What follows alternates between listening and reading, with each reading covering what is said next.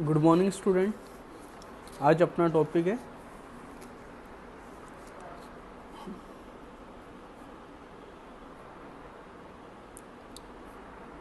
Amenorrhoea. क्या topic है अपना? एमनोरिया। एमनोरिया क्या होती है? Menstrual cycle.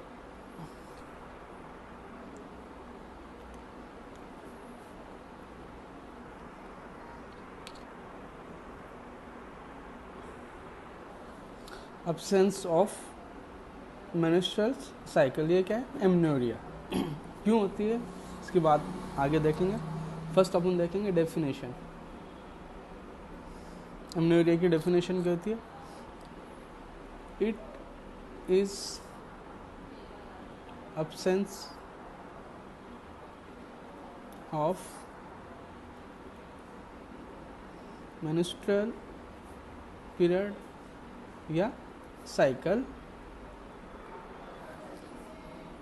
in a woman of reproductive age।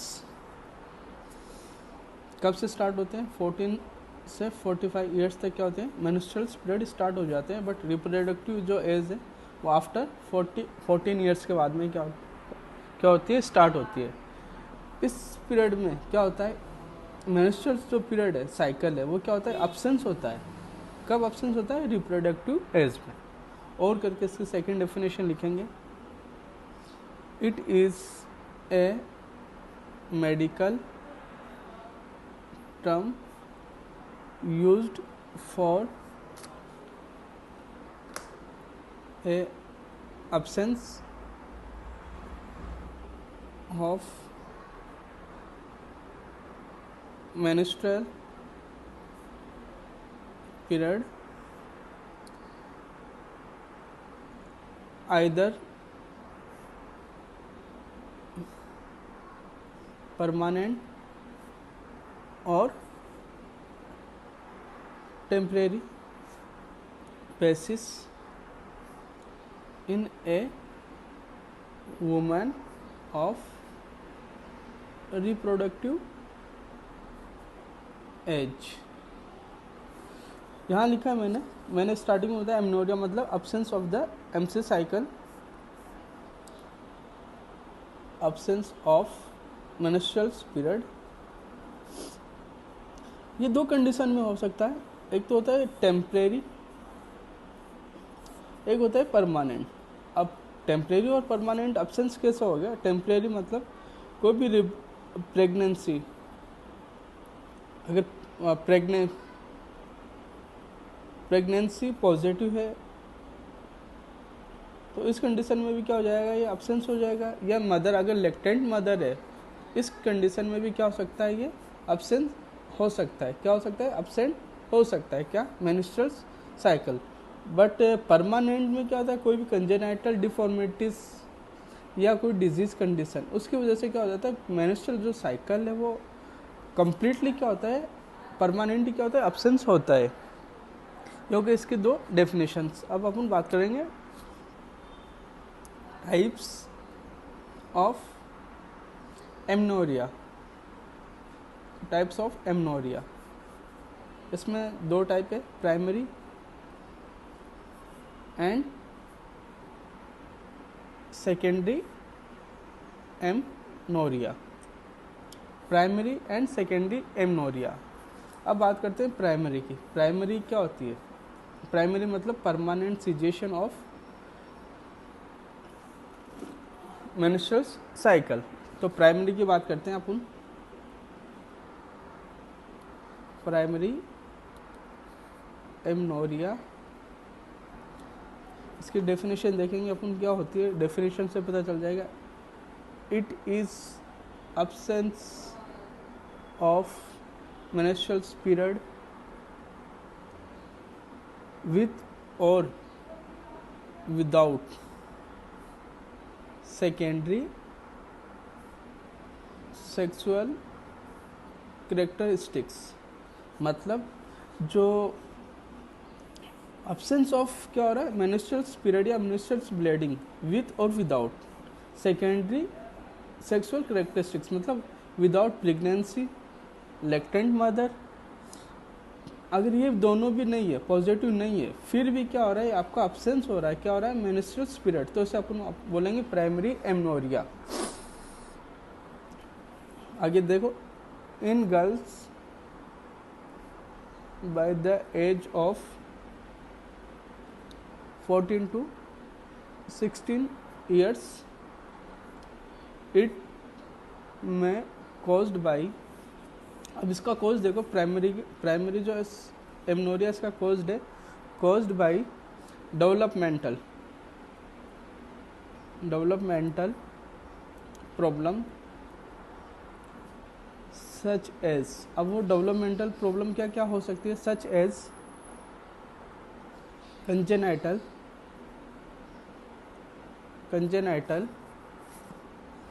Deformities या congenital absence of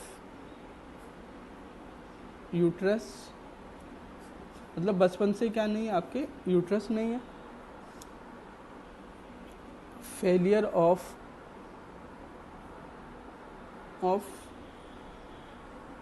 ovary to release the egg, अगर ओवेरी फेल है किस में, एग को रिलीज करने में, तब भी क्या हो जाएगी, ये एब्सेंस हो जाएगा आपका menstrual period.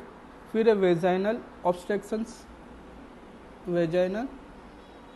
Obstructions such as imperforated hymen क्या होती है आपको पता ही है, इट इज़ ए मेम्ब्रेन अपन बोल सकते हैं कवरिंग ऑफ वेजाइना। ये क्या होती है, ये इम्फॉर्मेटेड, मतलब ये कंप्लीटली ओपन नहीं होती है, क्लोज होती है, तो इस कंडीशन में भी क्या हो सकते हैं, प्राइमरी जो एमनोरिया है वो आपको हो सकता है, कोज कर सकते हैं। अब बात करते हैं सेकेंडरी एमनोरिया की।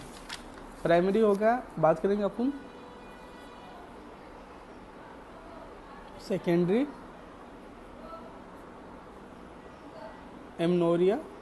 सेकेंडरी एमनोरिया क्या होता है, प्राइमरी में तो क्या था, कोई भी कंजेनाइटल डिफॉर्मिटीज या अपन बोलते हैं कि स्ट्रक्चरल प्रॉब्लम थी वहाँ, बट इसमें क्या स्ट्रक्चरल प्रॉब्लम नहीं है, इसमें लिखेंगे अपन it is absence of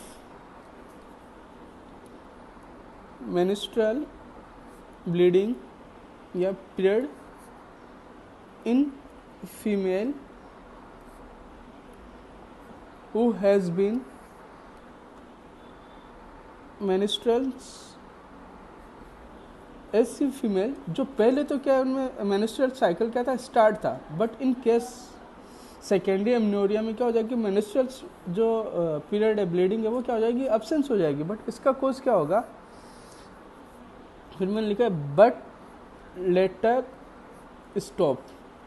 starting में तो क्या है, स्टार्ट है, नॉर्मल है कि आपका मेंस्ट्रुअल साइकिल नॉर्मल चल रहा है, बट इन केस कुछ कंडीशंस की वजह से क्या हो जाता है, आपका जो मेंस्ट्रुअल पीरियड है वो स्टॉप हो जाता है। वो कौन सी कंडीशंस है, फॉर 3 months टू मोर, 3 महीने या 3 महीने से ज़्यादा आपकी बंद हो सकता है menstrual period.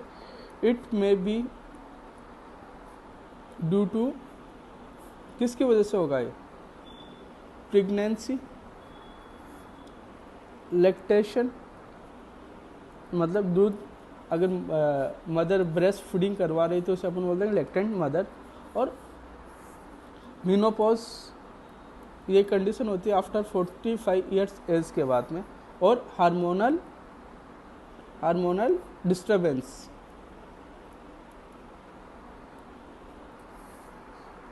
From hypothalamus and pituitary gland. अगर इनमें हार्मोनल डिस्टर्बेंस हो रहा है कहाँ, हाइपोथैलेमस और आपकी पिट्यूटरी ग्लैंड, तो उस कंडीशन में भी क्या हो सकता है, आपको सेकेंडरी एमनोरिया हो सकता है। अगर प्रेगनेंसी और लैक्टेंट मदर है तो इस कंडीशन में भी आपको सेकेंडरी एमनोरिया हो सकता है। ये आ गया होगा आपको समझ में। बात करते हैं अपन कोजेस, इसके कोजेस क्या है। वैसे तो अपन ने कॉजेज देख ली कि प्राइमरी में तो कोई भी स्ट्रक्चरल प्रॉब्लम से, सेकेंडरी में क्या है तो फंक्शनल प्रॉब्लम, जैसे प्रेगनेंसी, लैक्टेंट मदर है, मीनोपॉज है, हार्मोनल डिस्टर्बेंसेस है। तो अपन फर्स्ट बात करेंगे अपन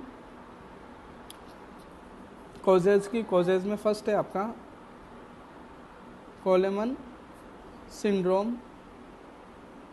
सिंड्रोम मतलब बहुत सारी प्रॉब्लम या बहुत सारे characteristics.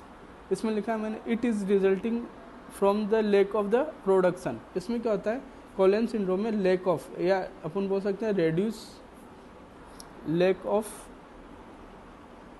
Production of certain hormone. कौन से हार्मोन रिस्पॉन्सिबल होते हैं प्रेगनेंसी के लिए, आपको पता हो तो? एस्ट्रोजन एंड प्रोजेस्टेरोन या gonadotropin hormone. Certain hormones that direct sexual development. Efficiency, किसकी कमी? Efficiency of gonadotropin hormone responsible for the growth and development. अगर यह हार्मोन की कमी है तो इसकी वजह से भी क्या हो सकता है, आपको एमनोरिया की कंडीशन डेवलप हो सकती है। सेकंड है एप्लेसिया। ये क्या करती है? एप्लेसिया क्या है? एक कंडीशन है, इसमें क्या होता है, फेलियर ऑफ एन ऑर्गन और टिश्यू डेवलप और नो फंक्शंस और functions is normally, failure of the organ और टिश्यू टू डेवलप और फंक्शंस नॉर्मली।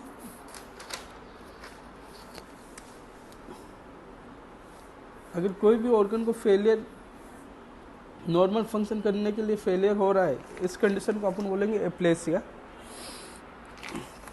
नेक्स्ट इसका जो कॉज है वो है ओपराइटिस, मतलब इन्फ्लामेशन ऑफ द ओवेरी। किसका इन्फ्लामेशन? ओवेरी का। अगर ओवेरी में कोई इन्फ्लामेशन है तो इस कंडीशन में भी क्या हो सकता है, एमनोरिया वाली कंडीशन डेवलप हो सकती है। फिर है पॉलीसिस्टिक ओवेरी डिजीज।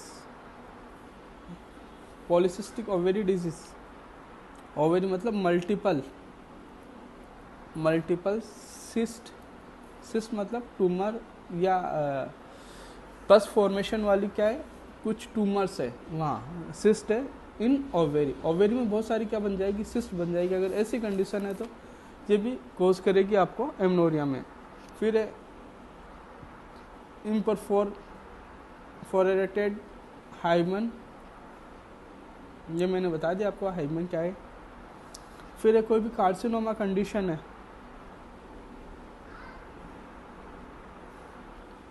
या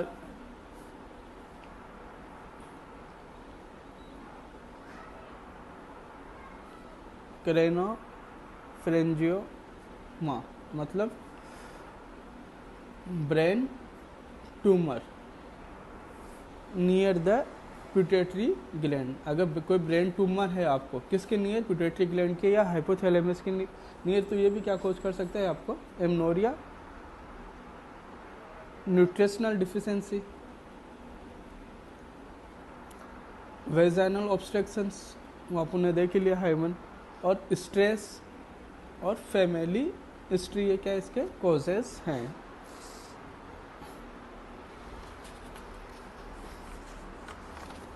और कुछ एंटीसाइकोटिक ड्रग्स है, वो भी क्या करती है, स्टॉप करती है आपके मेंस्ट्रुअल पीरियड को। अब देखेंगे अपन साइन एंड सिम्टम एमनोरिया के। क्या देखेंगे अपन एमनोरिया के sign and symptoms.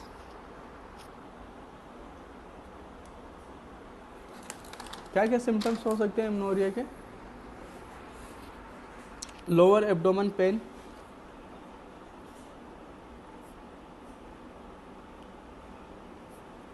Lower abdomen pen होगा। वेजाइनल ड्राइनेस, मतलब ड्राइनेस रहेगा, ड्राई रहेगा वेजाइना। नोज़िया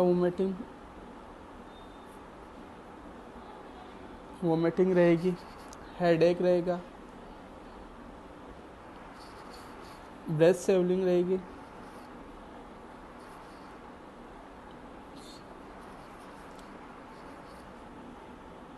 मिल्क की nipple discharge, excessive facial growth,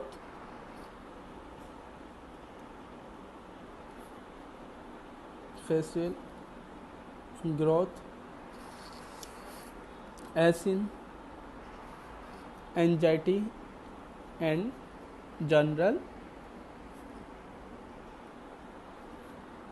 discomfort। ये क्या रहेंगे? कॉजेज रहेंगे, सिम्टम्स रहेंगे किसके? एमनोरिया के। Lower abdomen pain, vaginal dryness, nausea vomiting, headache, breast swelling, breast milk nipple discharge, excessive facial growth, facial hair growth and acne and anxiety and general discomfort. अब बात करते हैं स्ट्रिक्लेक्शन एंड फिजिकल एग्जामिनेशन की। तो first तो अपन इसमें देखेंगे secondary causes. अगर कोई सेकेंडरी कॉजेज है तो ये क्या है, इसमें ट्रीटमेंट की आपको क्या नहीं है, रिक्वायरमेंट नहीं है, कोई भी सर्जिकल प्रोसीजर्स की रिक्वायरमेंट नहीं रहती है। तो फर्स्ट अपन करवाएंगे इसमें प्रेगनेंसी टेस्ट, स्ट्रिक्लेक्शन एंड फिजिकल एग्जामिनेशन। फर्स्ट है अपना प्रेगनेंसी टेस्ट। अगर मदर पॉजिटिव है तो अपने को आगे कुछ सोचना नहीं है। लैक्टेंट मदर है तो भी आपको आगे कुछ नहीं करना है। फिर ये दोनों पता चल जाएंगे कि ये सेकेंडरी कॉजेज है तो वो टाइम के साथ क्या हो जाएंगे, रिकवर हो जाएंगे। सेकंड अपन देखेंगे थायराइड फंक्शन टेस्ट। इसमें देखेंगे अगर TSH की लेवल ज़्यादा है या कम है तो उस हिसाब से अपन उसको क्या करेंगे, ट्रीटमेंट कराएंगे। फिर अपन देखेंगे ओवेरी फंक्शन टेस्ट, कोई सिस्ट वगैरह तो नहीं है ओवेरी में, वो वाली टेस्ट अपन करवा लेंगे। इसमें ओवेरी फंक्शन टेस्ट इसमें लिखा है measuring the amount of the FSH follicular stimulating hormone in blood can be determined ovary and working. देखेंगे जो FSH है वो वर्किंग में है या नहीं है, प्रॉपरली है या नहीं है। इसके अलावा जो आपका ओवेरी है उसका फंक्शंस देखेंगे कि उसका फंक्शंस नॉर्मली है या नहीं है, प्रॉपर काम कर रहे हैं या नहीं कर रहे। इसके अलावा अपन देख लेंगे male hormones test in case of the increase facial growth या lower, doctor may want to check the male hormones in the blood. अगर फेशियल ग्रोथ ज़्यादा हो रही है, फेशियल हेयर ग्रोथ ज़्यादा हो रही है तो जो भी डॉक्टर है वो किसको चेक कराएगी, आपको मेल हार्मोन को इन फीमेल ब्लड। नेक्स्ट है आपका USG ऑफ रिप्रोडक्टिव ट्रैक। इसमें देख लेंगे कोई भी ऑब्स्ट्रक्शंस है या नहीं है, या जो ओवेरी है वो किस हिसाब की है। USG देख लेंगे, CT स्कैन करवा लेंगे, MRI करवा लेंगे अपन, और लास्ट में अपन देखेंगे इसका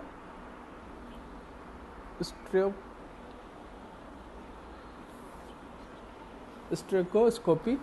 ये टेस्ट है इसका, वो जो लाइटेंट कैमरा के थ्रू अपन क्या करेंगे, उसमें जो भी ऑब्स्ट्रक्शन है उसका पता लगा लेंगे अपन वेजाइनल जो आपका रिप्रोडक्टिव ट्रैक है उससे पता चल जाएगा कि कोई ऑब्स्ट्रक्शंस तो नहीं है। ये तो होगा इसका डायग्नोस्टिक इवैल्यूएशंस। अब बात करते हैं अपन ट्रीटमेंट की। ट्रीटमेंट ये अगर सेकेंडरी सेक्सुअल कॉजेज है या सेकेंडरी कॉजेज है तो अपने को ट्रीटमेंट की रिक्वायरमेंट नहीं है।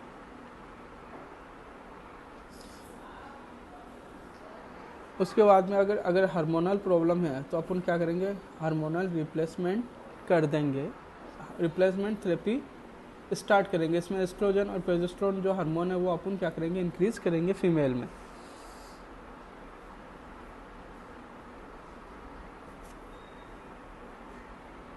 अगर डिफिशियंसी है किसकी, हार्मोनल की, तो उसमें क्या करेंगे अपन, जो भी सप्लीमेंट्स है हार्मोन के वो अपन क्या करेंगे, पेशेंट को स्टार्ट कर देंगे। नेक्स्ट है इसमें करेंगे अपन ओरल कॉन्ट्रासेप्टिव जो ड्रग्स है वो अपन क्या करेंगे, स्टार्ट कराएंगे, प्रिस्क्राइब करेंगे, क्योंकि वो क्या करेगी, रिज्यूम करेगी आपकी मेंस्ट्रुअल पीरियड को। नेक्स्ट है antibiotics in case of infection. Proper balance diet अपन क्या कर देंगे, स्टार्ट कर देंगे। अगर कोई भी पिट्यूटरी ग्लैंड ट्यूमर है या हाइपोथैलेमस ट्यूमर है तो इसके लिए अपन क्या करेंगे, सर्जरी करेंगे और उसको, उस जो ट्यूमर है उसको क्या कर देंगे, अपन रिमूव कर देंगे। ये हो गया अपना treatment of the amenorrhoea. Thank you students.